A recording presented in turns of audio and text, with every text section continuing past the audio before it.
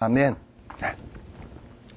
우리 오늘 요한계시록 14장 6절부터로 알고 있습니다. 14장 6절부터.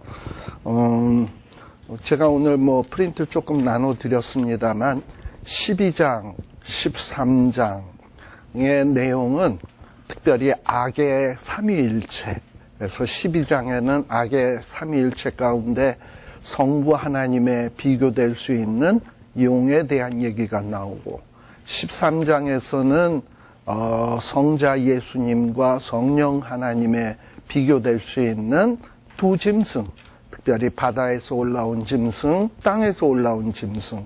바다에서 올라온 짐승은 적그리스도고요. 그 다음에 땅에서 올라온 짐승은 거짓 선지자다.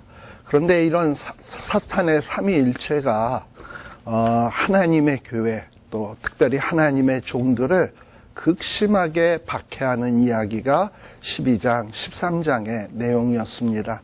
특별히 13장 끝부분에는 이 사탄이 짐승표를 이용해가지고 사람들에게 짐승표를 받지 않으면은 무참한 박해를 하는, 그래서 많은 성도들도 정말 먹고 살고 어떻게 해서든지 생존해 보려고 짐승표를 받게 되고 배도하는 일들이 일어나게 된다. 근데 그것을 배척할 경우에는 죽임당한다라는 얘기가 요 13장까지의 내용이었습니다.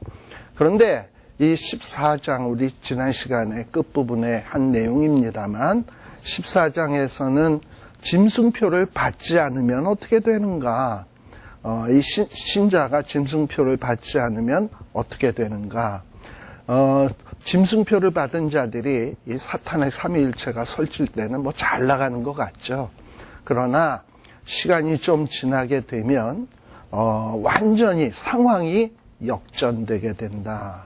그래서 이 짐승표를 받지 않은 자들이 이 짐승들이 설칠 때는 그야말로 극심한 고통을 당하지만, 어떤 그 하나님의 정하신 시기가 딱 지나게 되면 짐승표를 받았던 자들이 무참하게 멸망하게 되고, 아주 비참하게 멸망하게 되고, 반면에 짐승표를 받지 않은 자들은 아주 영광스러운 모습으로 변화된다라는 내용이 요 14장 앞부분에 나오는 내용이었습니다. 그래서 요 짐승표를 받지 않은 사람들이 정말 천상에 올라가서 하나님 앞에서 새 노래들을 부르게 된다. 그래서 제가 지난 시간에 새 노래에 대한 얘기를 좀 했었습니다. 그런데 새 노래가 도대체 어떤 것일까? 제가 시편의 몇 구절도 좀 얘기했습니다만, 찬송가 가운데 생각나는 게 옛날 찬송가인데 455장이에요. 455장, 우리가 잘 아는 주 안에 있는 나에게 딴 근심이 있으랴 하는 찬송이 있죠. 근데 거기에 2절에 보면 이런 가사가 나와요. 그 두려움이 변하여 내 기도 되었고, 전날의 한숨 변하여 내 노래 되었네. 그러니까 어떤 짐승표를 받지 않으려고 막 노력하다 보면 얼마나 두려운 일들이 많이 생기게 되고 핍박을 받고 어려움을 당합니까? 정말 누구 말 맞다나 빨리 주님이 오셨으면 좋겠다, 이렇게 괴롭게 사느니, 이런 생각이 든다 이 말이죠. 그런데 주님이 딱 오시는 그 순간에, 그리고 정말 이 짐승표를 받지 않았던 자들이 그 깊은 수렁에서 딱 건지움을 받은 다음에, 우리 지난 시간에 시편에 나오는 그런 내용 했죠. 깊은 수렁의 가운데서 건지셨을 때, 그때 성도들이 그 두려움이 변하여 내 기도 되었고, 전날의 한숨 변하여 내 노래 되었네. 주님을 찬송하면서 할렐루야 할렐루야, 내 앞길 멀고 험해도 나 주님만 따라가리. 바로 이런 노래들이 뭐냐면 정말 어려움을 겪다가 구원받은 자의 살아있는 노래, 이게 새 노래다라고 얘기할 수 있습니다. 자, 그런데 요 14장은 그래서 1절에서 5절까지는 14장 1절에서 5절까지는 구원받은 하늘의 14만 4천 명, 숫자적인 14만 4천이 아니라 열둘천 무수히 많은 하나님 앞에 구원받은 백성이에요. 어떻게 보면 지상교회의 성도들, 하나님의 종들의 숫자입니다. 이 자들이 천상에서 하나님을 노래하는 내용이었어요. 그리고 6절서부터는 이제 또 다른 이야기가 등장을 하는데, 특별히 이 6절에서부터 13절까지는 새 천사가 휘 날아가면서 영원한 복음에 대해서 선포하는 내용이 나옵니다. 우리 이전에 7 나팔을 공부하면서 우리가 8장, 9장에 보게 되면 7 나팔에 대한 이야기를 했었거든요. 근데 그 7 나팔에서 8장 13절에 보게 되면 4번째 나팔이 끝나고 5번째 나팔이 울릴 즈음에 하늘에 독수리가 날아가면서 화, 3번의 화에 대해서 외치는 것을 공부했었죠. 어떻게 보면 지금 여기서 나오는 내용은 완전히 그거랑 반대되는 내용이야. 그때는 부정한 새 독수리가 날아가면서 화 하고 외쳤다면, 이번에는 누가 공중에 날아가느냐?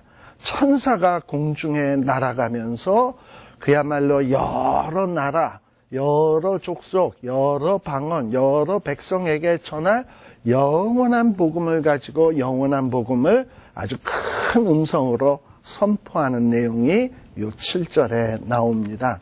특별히 여기에 보면 영원한 복음이라고 하는, 복음이라는 말은 헬라어로 유앙겔리온이라는 말인데, 이게 자주 나오는 말이 아니에요. 특별히 이 복음에 해당되는 이 말은 지금 요한계시록 여기에만 나타나고 있습니다. 복음, 유앙겔리온하고. 그러니까 아주 특별한, 정말 영원한 복음인 거예요. 모든 사람들이 깨달아 알아야 되는 진정한 복음이다. 자, 그러면 이 복음의 내용이 뭐냐? 이 구절은 여러 번 우리가 했던 내용입니다. 이 구절의 영원한 복음은 뭐냐?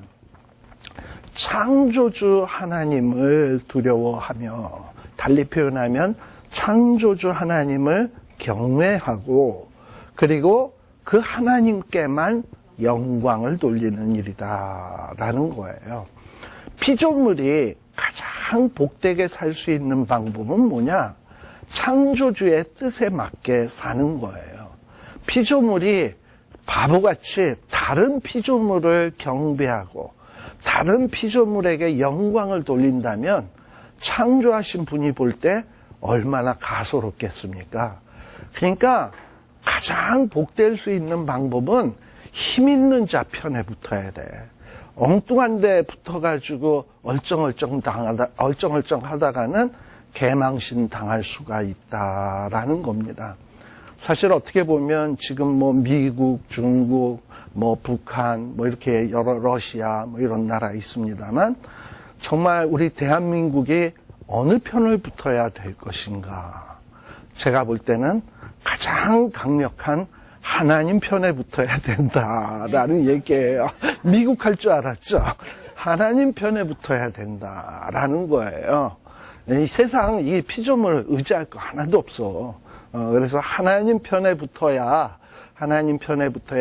그것이 가장 복된 일이지, 엉뚱한 때 붙었다가는 나중에 큰 낭패를 볼 수 있다라는 거예요. 그래서 이 첫 번째 복음의 내용은 하나님께 영광 돌리는 것. 그래서 잠언에서도 나오잖아요. 지혜의 근본이 뭐라고요? 여호와를 경외하는 것. 이 하나님 두려워하는 것, 여호와 경외하는 것 똑같잖아요. 그게 지혜의 근본이기도 하고 영원한 복음이기도 하다라는 거예요. 자, 그 다음에 두 번째 복음의 내용은 뭐냐? 두 번째 복음의 내용은 8절에 나오는데요. 무너졌도다, 무너졌도다. 큰 성 바벨론이여. 그래서 이제 두 번째 복음의 소식은 뭐냐? 자, 이 용과 또 이 두 짐승이 설치던 그런 시대, 이들이 바벨론 성과 같은 어떤 이 악의 시스템을 이용해서 하나님의 백성들을 아주 극심하게 박해하고 핍박했거든요. 그러니 그 핍박당할 때 성도들은 어떠했겠습니까? 이 고통이 언제 끝날까? 이 환란이 언제쯤 물러갈까? 정말 고통스러웠을 거 아니에요. 그런데 하나님께서는 분명히 말씀하십니다. 이 악의 권세가 잘 나가는 것 같지만 그들은 어느 일정한 시간 동안만 잘 나가는 거지 어느 때가 되면 셧다운, 끝나는 때가 있다라는 거예요. 그래서 큰 성 바벨론 대단하죠. 그런데 이 큰 성 바벨론이 어떻게 된다? 절대 안 무너질 거라고 생각했는데 무너졌도다 두 번이나 반복하고 있어요. 큰 성 바벨론이지만 무너진다라는 거예요. 특별히 모든 나라를 그 음행으로 인하여 진노의 포도주로 먹이던 자로다라고 했어요. 큰 성 바벨론 하면은 우리는 어떤 성을 생각하기가 쉬운데 사실 이 당시 요한 당시의 큰 성 바벨론은 어떤 나라냐? 로마 같은 나라. 로마 같은 나라가 황제 숭배 안 하면 막 핍박하고 로마의 말 안 들으면 막 핍박하고 이랬잖아요. 그니 이 로마가 큰 성 바벨론 같은 거예요. 우리가 알다시피 이 로마 제국이라는 게 얼마나 대단합니까? 그 당시에 모든 길은 로마로 할 정도로 그야말로 전 세계를 장악하고 있던 나라가 로마입니다. 누가 로마가 무너질 거를 생각인들 했겠습니까?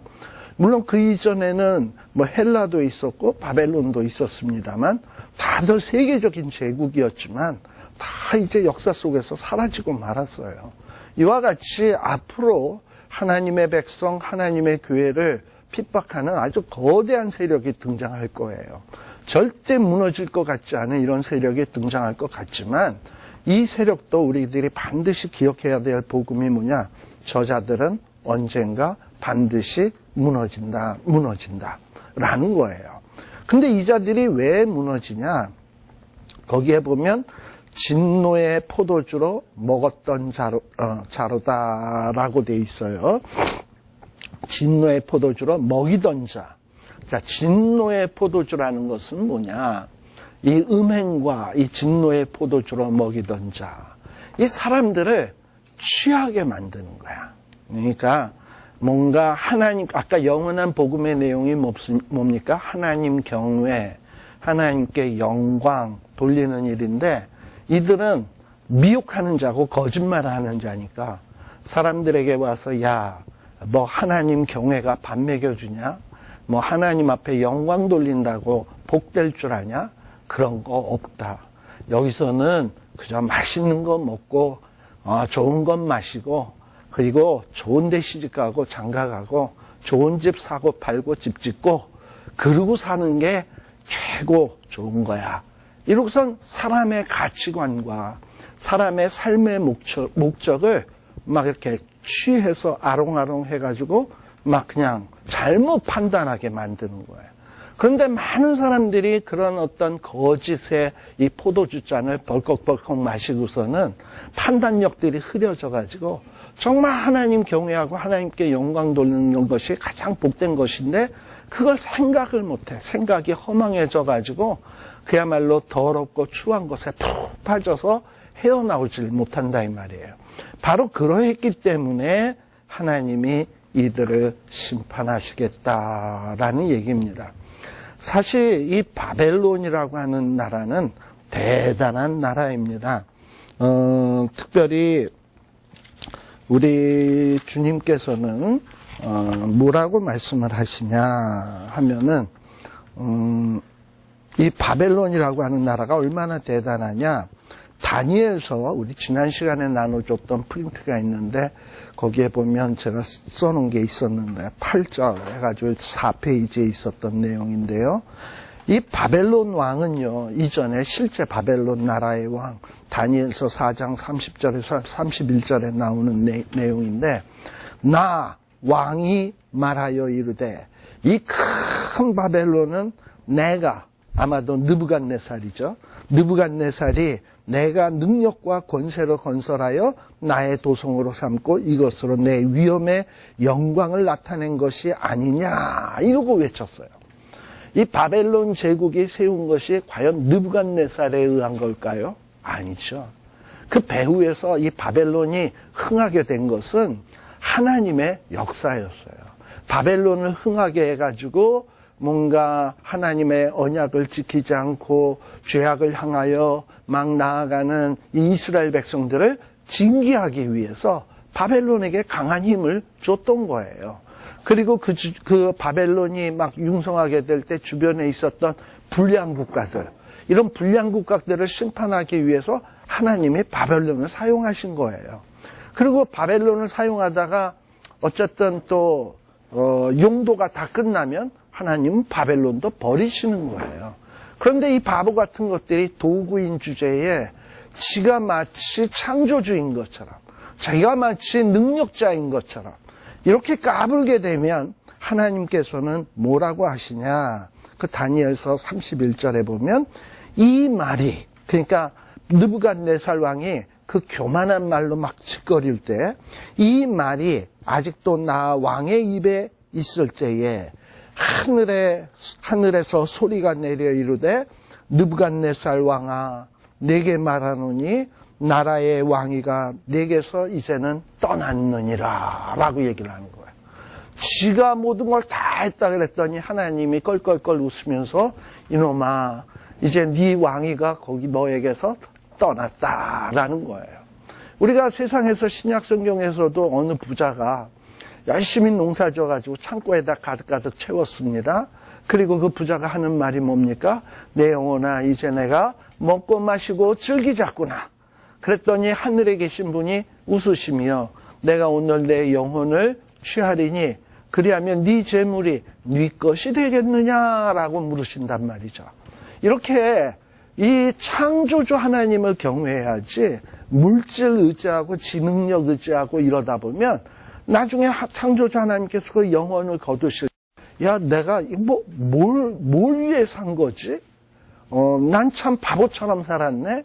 이러고선 땅을 치고 후회하는 일들이 벌어지게 된다라는 거예요.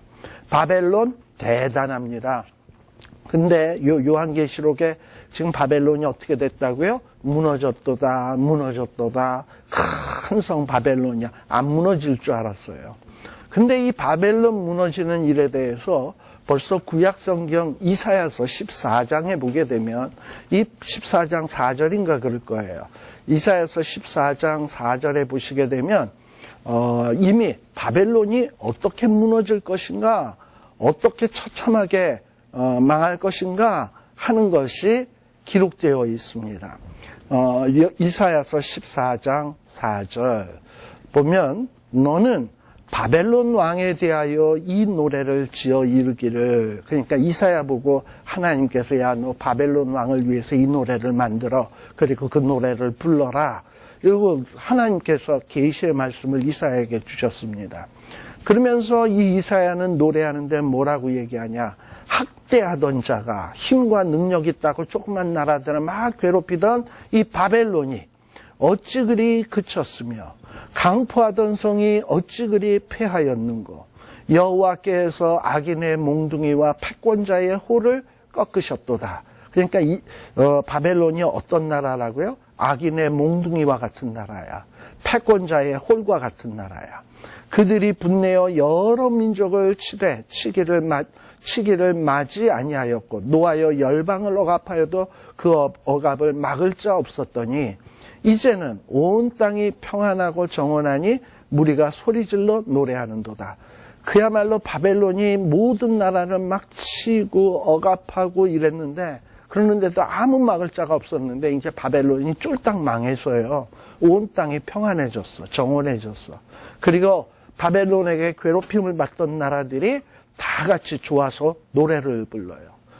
핍박받던 나라만 노래 부르는 게 아니야. 8절에 향나무, 레바논의 백향목, 이 자연에 있는 나무들도 막 기뻐하며 막 노래를 해요. 내가 넘어뜨리웠은즉 올라와서 우리를 이제 더 이상 작벌할 자가 없다 하는도다. 그리고 심지어 누구도 노래하냐? 음부. 아래의 음부가 너로 인하여 소동하여 너의 몸을 영접하되. 이제 뭐 바벨론이 망해서 갈 데가 어디겠습니까? 음부죠. 음부에서 어떻게 하냐? 축환영, 바벨론, 큰 성 바벨론 하고 바벨론의 몸을 영접한대요. 그것이 세상에서 모든 영웅을 너로 인하여 동하게 하며 열방의 모든 왕으로 그 보좌에서 일어서게 하므로 그들은 다 내게 말하여 이르기를 너도 우리같이 연약하게 되었느냐. 이미 일찍이 열방의 왕들이 와 있는데 바벨론 왕도 오니까 너도 지금 우리처럼 연약하게 됐구나. 우리랑 똑같이 망하게 되었구나. 내 영화와 음부에 떨어졌으며 너의 비박 소리까지로다. 구더기가 내 아래 깔림이며 지렁이가 너를 덮었도다. 너 아침의 아들 계명성이여 어찌 그리 하늘에서 떨어졌으며 너 열국을 엎은 자여 어찌 그리 땅에 찍혔는고. 근데 이 계명성, 이 바벨론이 뭐라고 얘기를 했냐? 13절 14절에 보면 내가 내 마음에 이르기를 내가 하늘 높이 올라 하나님의 묵별 위에 나의 보좌를 높이리라. 내가 북극 지폐의 산 위에 좌정하리라.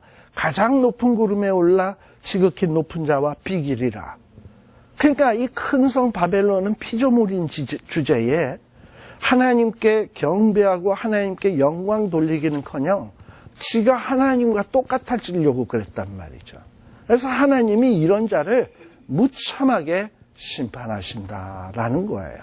그래서 이 큰 성이라고 해서 야, 큰 성 바벨론을 의지해야 이 큰 성 바벨론이 세상을 중환하니까 큰 성 바벨론을 의지해야 우리가 복되겠다, 행복하겠다. 그래서 큰 성 바벨론에게 알랑받고 끼다간 하나님 앞에 된통당한다라는 얘기예요. 이 세상에서 우리가 의지할 분은 누구밖에 없냐? 하나님밖에 없어요. 내가 참 의지할 그래서 우리가 참 의지할 분은 우리 주님밖에 없다라는 거예요. 근데 그거를 모르고 지금은 미국이 패권을 잡고 있으니까 미국과 손잡으면 될까? 중국이 땅덩이가 크고 한국하고 가까우니까 미국은 너무 머니까 그쪽하고 붙으면 될까? 우리 민족끼리 하면 될까? 아니에요. 철저하게 하나님 의지하는 것이 우리의 가장 큰 복이다. 영원한 복음이다. 그게 하나님께 경외하고 그리고 하나님께 영광 돌리는 것이 이것이 영원한 복음이지 엉뚱한 것 쫓았다가는 큰 낭패를 보기 마련이다라는 얘기예요. 자, 그 다음에 또 뭐에 대해서 얘기하냐? 9절에 천사가 다른 천사 셋째가 그를 뒤따라가면서 큰 음성으로 말하는데 뭐라고 얘기하냐? 누구든지 짐승과 그의 우상에게 경배하고 이마에나 손에 표를 받으면 그도 하나님의 진노의 포도주를 마시리니 그 진노의 잔에 섞인 것이 없이 부은 포도주와 거룩한 천사들과 어린 양 앞에서 불과 유황으로 고난을 받는다라는 거예요. 자, 지금 이 말씀은 우리가 지금 상황을 한번 생각을 해봅시다. 우리 8장, 9장까지 지금 뭐가 남았냐면 나팔까지 했어요. 8장, 9장. 그 다음에 이제 요 10장에서부터 14장까지는 뭐에 대한 내용이냐면 막간이에요. 뭐의 막간이냐? 어디랑 어디 사이의 막간이냐? 15장과 16장에 7대접이 나와요. 7나팔이 끝나고 7대접 사이에 있는 하나의 막간이란 말이에요. 그러니까 이제 7대접이 쏟아져야 돼. 근데 7대접이 쏟아진다는 건 완전히 끝인 거거든요. 최후의 하나님이 심판하시는 거예요. 근데 이 최후의 심판 전에, 그러니까 7대접이 쏟아지기 전에 지금 천사가 마지막으로 공중으로 날아가면서 앞에서는 뭐였습니까? 우리 아까 넷째 나팔, 다섯째 나팔서부터는 야 이제 세상에 화가 있다. 그러니 정신 차리고 하나님께 돌아와야 된다 경고했던 거예요. 근데 사람들이 돌아오지 않았잖아요. 그 다음에 이제 6 나팔이 끝나고 이제 지금 뭡니까? 7 대접이 쏟아지기 전에 다시 한번 또 천사가 세 천사가 날아가면서 야 이제 공중에서 막 외치는데 첫째는 뭐냐? 영원한 복음이 있다. 그러면서 하나님을 경외해라. 하나님께 영광 돌려라. 이 얘기가 첫 번째 천사가 외친 거고, 그 다음에 두 번째 천사가 휙 날아가면서 큰 성 바벨론 대단해. 그러나 그 큰 성 바벨론은 어떻게 된다? 무너진다, 무너진다, 무너진다. 그러니 우리가 의지해야 될 대상은 누구다? 하나님이다 라는 얘기를 하는 거예요. 그 다음에 세 번째 천사가 날아가면서 하는 얘기가 뭐냐 하면 짐승과 그의 우상에게 경배하고 이마에나 손에 표를 받으면, 이 당시에 마지막 때가 되면 짐승의 이 권한이 아주 대단해. 거기에다가 막 짐승, 거짓 선지자 이런 자들이 그야말로 막 불을 내리게도 하고, 그 다음에 지난 시간에 얘기했습니다만 벽보같이 이렇게 붙어있는 우상의 모양이 막 말을 하게도 하고, 그야말로 대단한 기적들을 행한단 말이죠. 그런데다가 사람들에게 짐승표를 받게 해가지고 짐승표를 안 받은 자에게는 매매도 할 수 없고 경제적인 혜택도 볼 수 없고 의료보험도 안 되고 아무것도 안 되게 막아놓고, 짐승표를 받아야지만 어떤 경제 생활을 하고 자유롭게 살 수 있는 이런 권한을 주다 보면 사람들은 자연히 어떻게 됩니까? 야, 지금 이 세상에서 살려면 짐승표 받아야 되겠다. 이거 안 받았다가는 굶어 죽겠다. 병원도 못 가서 죽겠다. 이런 유혹들이 든다 이 말이에요. 그러나 그때에 만일에 이마에다가 짐승표를 딱 받으면 이건 누구 거가 되는 거예요? 짐승 거. 손에 딱 짐승표를 받으면 누구 거가 되는 거예요? 짐승 거. 그렇게 해서 짐승 것이 되게 되면 어떻게 되느냐? 그런 자는 하나님의 진노의 포도주를 마시게 된다라는 거예요. 자, 근데 이 진노의 포도주가 어떤 포도주냐? 섞인 것이 없는 그런 진노의 포도주야. 즉 무슨 얘기냐? 보통 우리가 무슨 술이나 포도주나 이런 거에 보면 도수 나오잖아요. 근데 12도, 13도 이런 게 아니라 100%라는 얘기야. 물반, 진노반이 아니라 진노 100%. 이런 진노의 포도주를 마시게 된다라는 거예요. 그리고 이 거룩한 천사들과 어린 양 앞에서 불과 유황으로 심판을 받게 된다라는 얘기입니다. 얼마나 무서운가 11절에 보면 그 고난의 연기가 세세토록 올라간다라는 거예요. 고난의 연기가 세세토록 올라간다. 참 이 말은요 뭐랑 좀 비교되느냐, 우리 13절에 보시게 되면 여기에부터는 하늘에서 음성이 나는데 뭐라고 나오냐, 자금 이후로 주 안에서 죽은 자는 복이 있도다. 즉 이 얘기는 뭐냐, 짐승표를 안 받고 짐승의 미혹을 안 받고 짐승의 핍박을 해도 믿음으로 이긴 자들, 그러다가 짐승이 막 괴롭혀서 죽였잖아요. 순교당했잖아요. 그렇게 해서 순교를 당했으면 이 자가 비참한 거냐? 성경은 뭐라 그러느냐? 13절에 보면 이렇게 주 안에서 죽은 자들은 뭐가 있다? 복이 있다.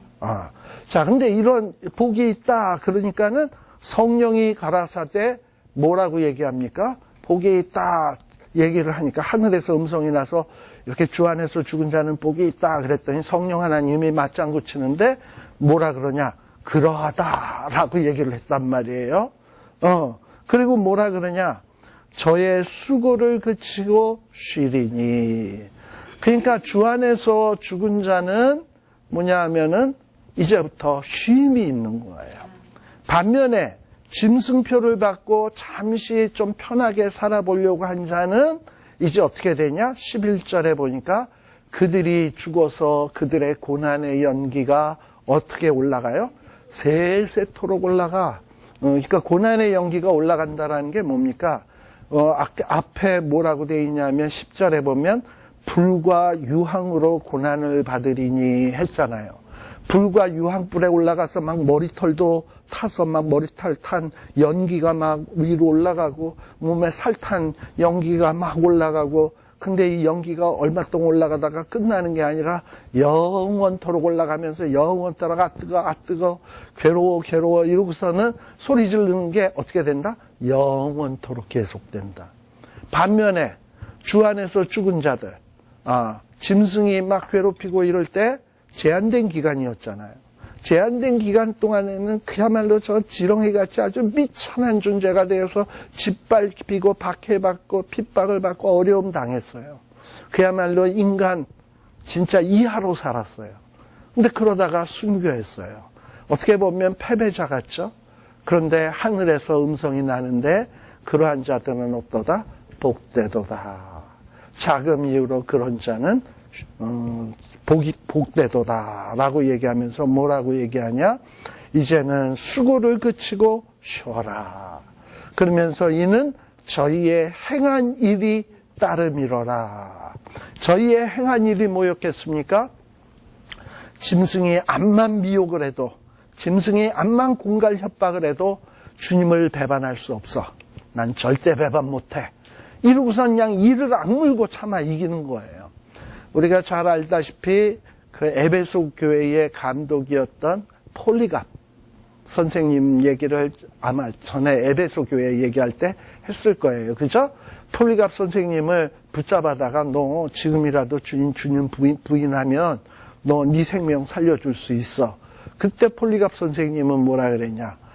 예수님은 내 평생 동안 나를 배반한 적이 한 번도 없는데, 내 나이 85세 될 때까지 한 번도 배반하신 적이 없는데 내가 어찌 주님을 배반하겠냐.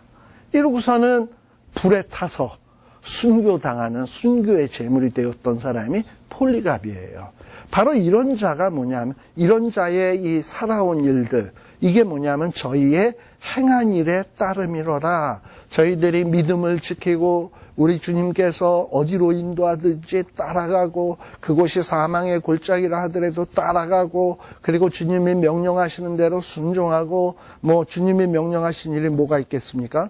너희들을 나를 따르려거든 자기 십자가를 지고 나를 따를 것이라 해서 주님이 십자가 지셨던 것처럼 자기도 십자가 지고 막 따르는 거죠. 그리고 주님이 사망의 음침한 길로 팔로우 미 하면 또 따라가는 거죠.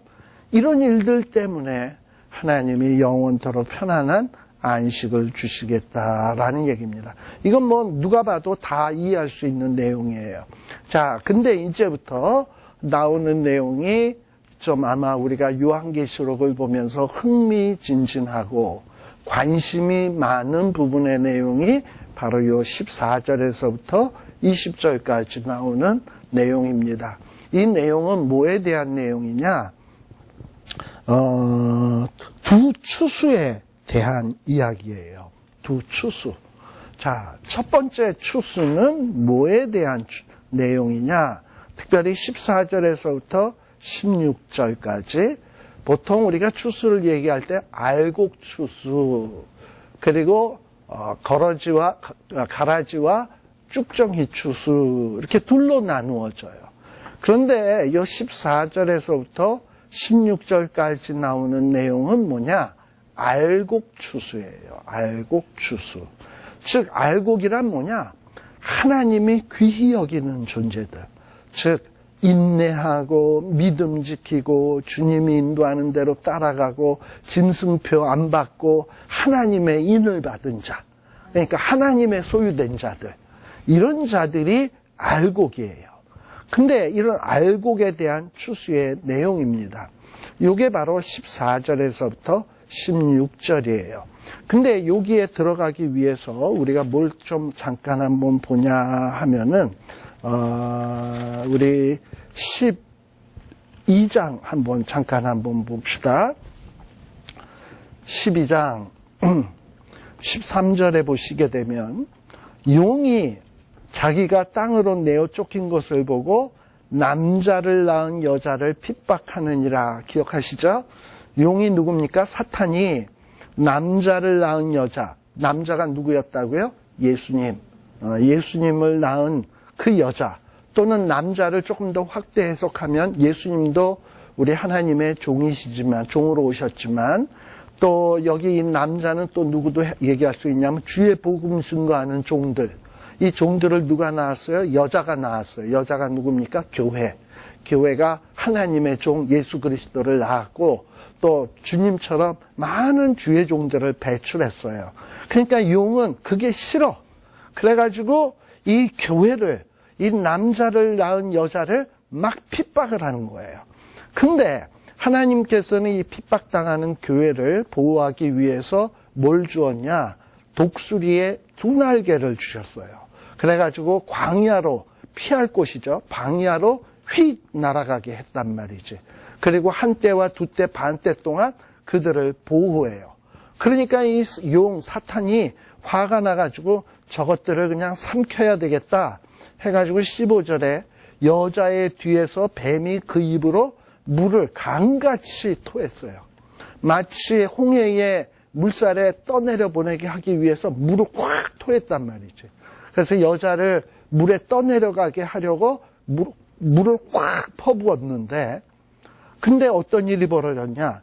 6절이 땅이 여자를 도와 입을 벌려 용의 입에서 토한 강물을 삼켜버렸어요.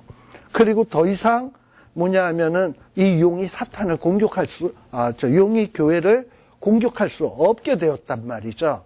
그러다 보니까 이 용이 어떻게 합니까? 17절 여자에게 분노해서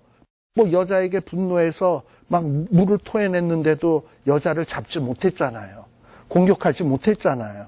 그래가지고 돌아가서 이제 누구한테 해코지한다? 여자의 남은 자손. 여기서 여자의 남은 자손이 누구냐? 이 교회에 속한 어떤 남은 자손이겠죠? 이런 자손을 핍박하기 위해서 전쟁을 벌이려고 하는 거예요. 자, 이 얘기가 무슨 얘기냐? 이렇게 얘기를 하면 돼. 자, 이 용이 이 교회를 핍박합니다. 그러나 하나님께서는 이 독수리의 두 날개, 마치 출애굽기의 구름기둥, 불기둥으로 이스라엘 백성들을 광야에서 보호했듯이 하나님께서 이 교회를 말씀과 성령으로 이 교회를 보호하실 거예요. 근데 사탄은 그 꼴을 못 보지. 그래서 이거 내가 최후의 공격을 해야 되겠다. 그래가지고 작심을 해가지고 물을 준비해가지고 막 쏟아붓는 거예요. 막 홍해에 쓸려 내려가듯이. 이 물이 상징하는 것은 뭐겠습니까? 뭐 핍박이 될 수도 있고 또는 미혹이 될 수도 있고 아무튼 사탄의 최후의 공격이에요. 그 교회를 망가뜨리기 위한. 근데 이렇게 교회를 마지막에 이렇게 확 망가뜨리려고 할 때 하나님은 어떻게 하시냐? 그 물이 이 교회에게 밀려 들어오지 못하도록 땅이 삼키게 하면서 하나님의 백성을 싹 뽑아낸단 말이지. 그 환란에서.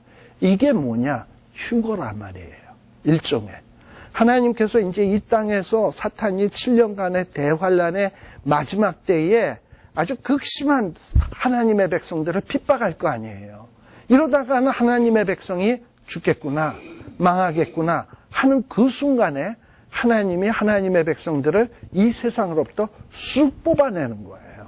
이 뽑아내는 게 뭐냐 하면 알곡들을 공중으로 추수해서 올리는 거라 이 말입니다. 이게 바로 알곡추수다. 자, 그래서 하나님을 믿는 백성들이 하늘로 쑥 올라갔으니까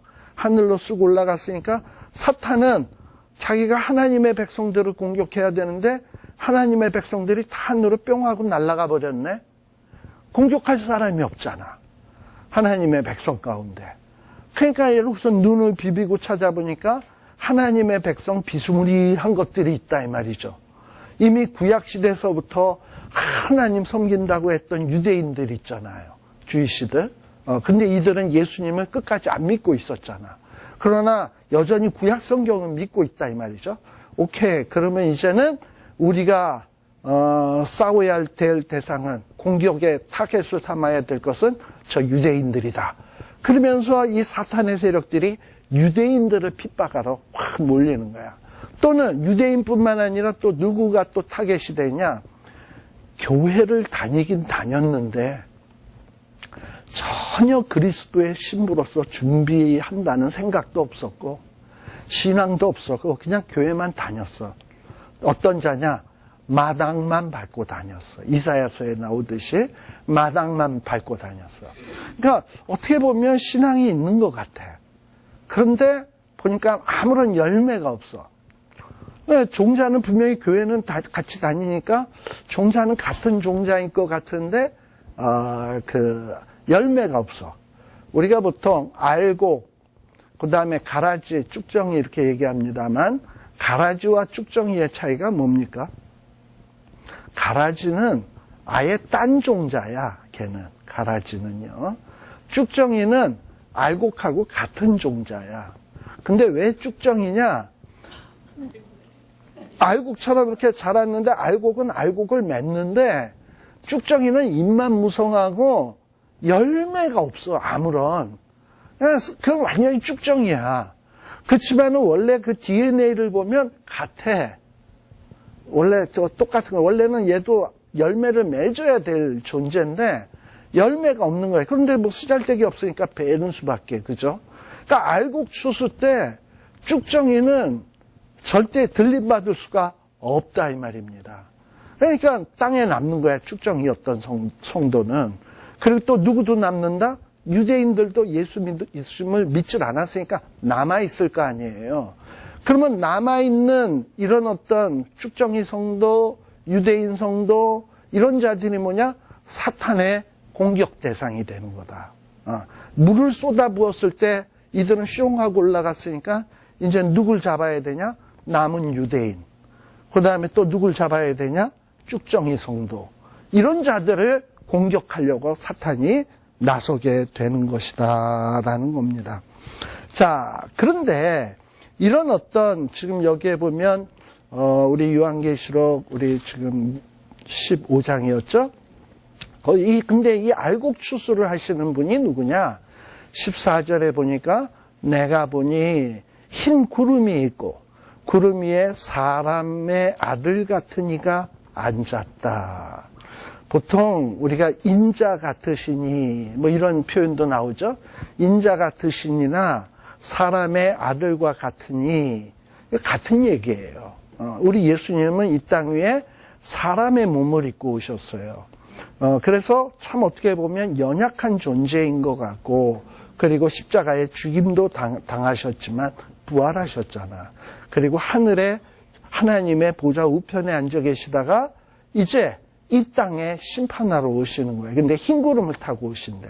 이거는 승리의 모습이고 영광의 모습이에요. 그리고 머리에는 뭐가 있다? 금면류관. 그러니까 이 세상에 통치권을 쥐고 있다라는 거야. 근데 이분의 손에 뭐가 있다? 낫이 있다. 그래가지고 이 세상에 뿌리를 받고 있었던 누굽니까? 알곡들. 세상에서 살지만 하나님이 기뻐하시는 열매 알곡들을 맺었던 자들을 착착착착착 거두셔가지고 하나님이 공중으로 들어 올리시는 거야. 우리 예수님의 휴거란 말이죠. 그래서 낯을 막 휘둘러가지고 착착착착 해가지고 들어 올리시는 거예요. 자, 그런데 이 다른 천사가 나와서 바로 예수님을 향하여 큰 음성으로 외치시기를 주님, 예수님, 당신의 낫을 휘두러 거두세요. 거둘 때가 이르렀고 땅의 곡식이 다 익었습니다. 거두세요. 그랬더니 구름 위에 앉아있던 주님이 낫을 땅에 휘두르매 곡식이 거두어졌다. 그러니까 주님, 이 알곡은요, 너무나도 귀한 존재이다 보니까 누가 친히 추수하시냐? 우리 예수님이 직접 추수하신다. 이게 바로 요 14절에서부터 16절에 나오는 내용입니다. 자, 반면에 17절에서부터 20절은 누구에 대한 추수이냐? 이거는 가라지와 쭉정이에 대한 추수예요. 가라지는 이것은 원래 뭐냐면 이 사탄의 종자가 가라지야.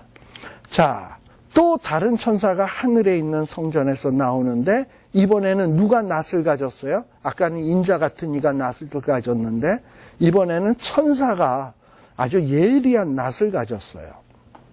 자, 그런데 이때 불을 다스리는 다른 천사가 제단으로부터 나와 예리한 낫을 가진 자를 향하여 큰 음성으로 이제 내 예리한 낫을 휘둘러 땅에 포도송이를 거두라.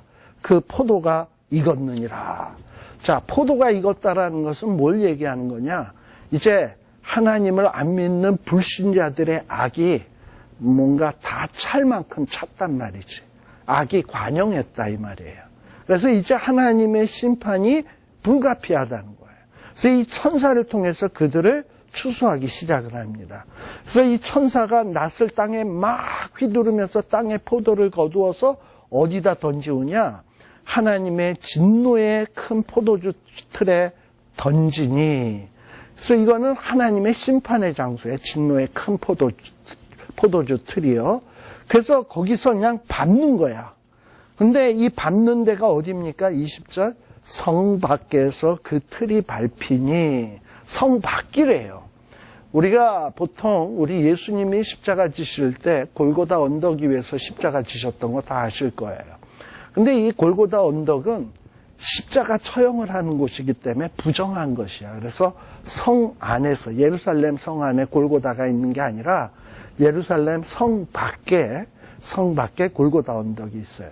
그래서 이 성 밖이라고 하는 것은 일종의 저주의 장소예요. 우리가 이 요한계시록 11장 1, 2절에도 보면 청량하는 얘기가 나왔어요. 근데 이 성 안쪽, 성전 안쪽은 청량을 하지만 이 성전 바깥은 청량하지 마라. 그리고 성전 바깥은 어떻게 돼요? 밟히우죠. 그게 뭐냐? 성전 바깥은 하나님이 징계의 대상으로 넘겨놓은 땅이 성전 밖이야. 성전 안이 이게 하나님의 소유지. 그래서 여기에서도 마찬가지로 뭐냐면 성 밖에서 가라지와 그리고 쭉정이들이 하나님에 의해서 밟히운다 이 말이에요. 막 밟혀. 근데 막 포도가 밟히우면 그 빨간 포도물이 막 튈 거 아닙니까? 이건 상징적인 거야. 이제 하나님이 불신자, 악한 자들을 심판해서 막 발로 밟으시면 피가 튄다는 거예요. 포도물처럼. 막 피가 튀어서 막 그냥 이 밟는 분의 옷에 막 묻는다 이 말이지. 자, 근데 이런 이미지가 어디에도 나오느냐? 제가 지난 시간에 나눠줬던 프린트에도 있는데요. 이게 이미 구약 성경에 다 예언된 내용이었어요. 구약 성경 요엘서에 보게 되면 요엘서 3장 12절에서 14절에 보게 되면 요엘서 3장 12절에서 14절입니다.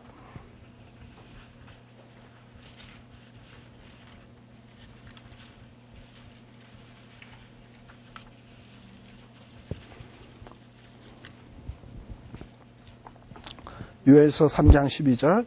요엘이 마지막 때의 심판을 멀리서 바라봅니다.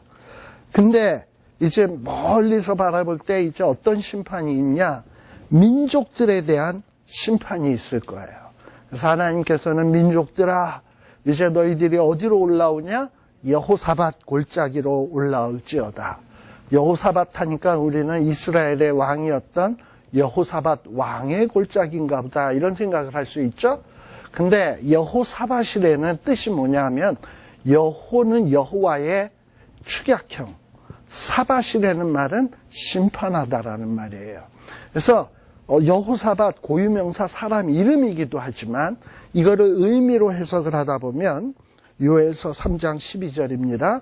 의미로 얘기하다 보면 뭐냐면 민족들은 일어나서 여호와께서 심판하시는 골짜기로 올라올지어다가 되는 거예요. 이제 하나님이 뭐 하신다고요? 심판한다라는 거예요. 하나님께서 거기에 앉으셔서 사면에 있는 동서남북에 있는 모든 민족들을 어떻게 하시겠다? 심판하시겠다. 그래서 민족들 가운데서 알곡들은 이미 추수했죠? 이제 남은 거는 뭐만 남았다? 가라지와 쭉정이가 남았다. 그래서 이 하나님께서 천사들을 보내가지고 야 너희들 천사들 너희들은 낫을 써라. 곡식이 익었다. 와서 이 가라지와 쭉정이들 추수해가지고 그냥 와서 딜이 밟아라. 포도주 틀이 가득 차고 포도주 독이 넘치니 그들의 악이 크미로다. 사람이 많으며 심판의 골짜기에 사람이 많으며 심판의 골짜기에 여호와의 날이 가까움이로다. 요엘이 이미 구약에서 이렇게 얘기를 했어요. 또 우리 예수님께서도 공생의 기간 중에 마태복음 13장 36절에서 40절에 보면 우리 예수님께서 제자들에게 이렇게 가르치셨습니다. 마태복음 13장 36절에서 40절입니다. 이에 예수께서 무리를 떠나사 집에 들어가시니 제자들이 나와 이르되, 주님이 집에 들어가시니까 제자들이 가만 나와가지고 주님한테 조심스럽게 물어보는 거예요. 주님, 밭의 가라지의 비유를 우리에게 좀 설명을 해 주세요 하고 주님에게 부탁을 했습니다. 그랬더니 주님이 대답하여 말씀하시기를, 좋은 씨를 뿌리는 이는 인자요. 인자가 누구겠습니까? 예수님이겠죠. 자, 밭은 뭐다? 세상이요. 좋은 씨는 천국의 아들들이요. 가라지는 뭐다? 악한 자의 아들이다. 자, 그러니 알곡하고 가라지는 아예 종자가 다른 거죠. 종자가 달라요. 자, 가라지를 뿌린 원수는 마귀요. 추수 때는 세상의 끝이요. 추수꾼은 천사들이니, 그런즉 가라지는 거두어 불에 사르는 것 같이 세상에도 그리하리라. 인자가 그 천사들을 보내리니 그들이 그 나라에서 모두 넘어지게 하는 것과 불법을 행하는 자들을 거두어내어 풀무불에 던져 넣으리니 거기서 울며 이를 갈게 되리라. 그때에 의인들은 어떻게 된다고요? 자기 아버지 나라에서 어떻게 된다? 해와 같이 빛나리라. 귀 있는 자는 들을지어다 라는 거예요. 자, 이런 식으로 정말 하나님께서는 이 가라지 그리고 쭉정이에 대한 무서운 심판을 하게 된다라는 겁니다. 자, 그리고 또 우리가 그 심판은 이게 보통 심판이 아니라 지금 여기 물론 밟는 것도 있습니다만 불로 심판하실 거예요, 하나님께서. 자, 근데 심판을 하는데 20절에 보면 좀 우리가 조금 생소한 내용이 있어요. 이제 성 밖에서 이 포도주 즙이 포도주 밟는 데서 막 밟히죠. 그럼 막 즙이 쏟아져 나올 거 아니야. 틀에서 막 피가 나와서 막 쏟아지는데 피가 얼만큼 쏟아졌냐? 피가 말 굴레까지 닿았대요. 여러분들 말 굴레에 닿았다라는 얘기가 뭐냐? 말이 이렇게 서 있잖아요. 근데 입에 보면 재갈이 있고 뭐 이렇게 해서 있잖아요. 그래서 이 말을 이렇게 잡고 다니잖아. 이게 말 굴레야. 그러면 말이 이렇게 서 있을 때 말 굴레의 높이가 한 어느 정도 될까요? 한 1.5m? 이렇게 말이 이렇게 또 입이 이렇게 내려왔으니까 말 굴레면 이 정도 될 거 아니에요. 한 1.5m? 이 정도 되는 거예요. 그러니까 이 즙이 피가 막 이렇게 차올라가지고 어디까지 찼다? 1.5m. 그리고 여기에 뭐냐? 1600 스타디온이라고 돼 있어요. 이 스타디온에서 나온 말이 뭐냐면 스타디움. 우리 무슨 상암 스타디움, 잠실 스타디움 뭐 이런 거 얘기하잖아요. 다저스 스타디움 하듯이 이 운동 경기장, 축구 경기장 같은 거 이런 거를 스타디움이라고 얘기합니다. 자, 그런데 말 굴레까지 닿았고 이 경기장이 몇 개? 1600개. 1600개의 넓이가 되는 스타디움. 1600개의 스타디움. 그러니까 우리가 뭐 축구장을 생각을 해보자고요. 축구장을 생각했을 때 축구장에 넓이가 있을 거 아니야. 그러면 넓이가 가로 몇, 세로 몇 해가지고 높이는 몇이냐면 1.5. 그러면 이제 그릇 모양의 이 용기가 되겠죠. 그러면 거기에 찬 게 뭐라고? 피. 그러면 이게 한 몇 리터 될 건가 계산을 해보면 나오겠죠. 그렇게 해서 계산을 해. 계산을 내가 어디 계산해 놓은 것 같은 게 있을 텐데 오늘 준비에 없나? 없네. 그 계산해 놓은 게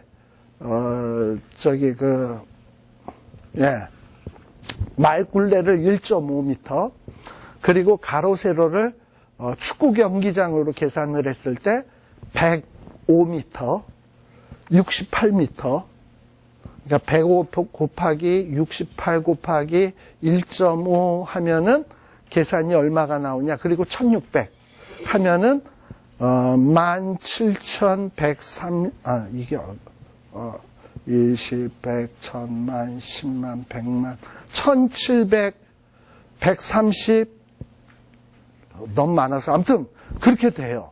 자, 근데 거기에다가 그 계산에다가 뭐냐 하면은 사람의 몸에, 성인 사람의 몸에 피가 한 얼마 정도 있을까? 이거 그냥 쪽쪽 다 뽑아내가지고 제 몸에서 피를 뽑아내서 쪽쪽 다 빼보면 한 어느 분량의 피가 나올까? 건강한 6리터 정도 나온대. 5리터에서 6리터 나온대. 그러면 뭐 여자 남자 다 있을 거고 한 5리터 된다고 칩시다. 그래서 5리터로 해서 아까 그 계산한 거를 나누잖아. 그러면 몇 명이 되는 줄 알아요? 한 사람이 5리터니까 그렇게 해서 나오니까 34억이 나와요. 그러니까 우리 주님께서 이 땅 위에 재림하셔서 알곡과 가라지를 추려가지고 포도즙칠에 던지는데 그때의 숫자가 이걸로 계산을 한다고 치면은 한 34억의 피가 그냥 쏟아져 흐를 정도로 하나님이 심판하신다라는 거예요. 무시무시하죠. 이러면서 하나님의 무서운 심판이 쏟아지게 된다라는 겁니다. 자, 그런데 이 휴거는 그러면 이제 요까지 얘기하고 스탑하고요. 다음 시간에 요거랑 관련지어서 15장이 또 연관이 되거든요. 요건 그 다음에 살피도록 하겠습니다.